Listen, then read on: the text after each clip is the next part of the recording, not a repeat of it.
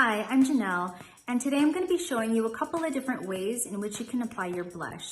Blush is a really great way to brighten up your face and also give the skin a nice natural glow. So for the first application I'll be showing you is on the apples of the cheeks. Now to locate the apples of the cheeks, you're going to want to give yourself a nice big smile. This is going to show you exactly where you should be placing your blush. So for today I'm going to be taking our cheek color in Laughter along with our cheek brush. And I'll just give it a nice big swirl. Now keep in mind the first placement of color is going to be the most saturated. So I'm going to focus most of my application on the apples of the cheeks. So I like to take my brush and do circular motions. And you can take whatever color is left over and kind of brush it and blend it back into the hairline. If you need to go back in and just kind of soften things up, you can do so, making sure that everything looks well blended. And you can see that this blush application gives a softer, more rounded effect to the face.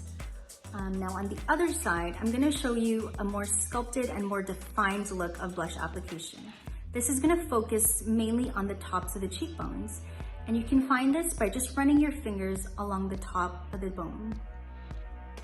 So I'm gonna take another swirl of my Laughter cheek color, and I'm gonna take my brush and focus it more on the tops of the cheekbones. So I like to take my brush and again, just do circular motions. And you can actually take the remaining color and just blend it back into the hairline. Again, go back in if you need to blend it out, making sure that everything is even.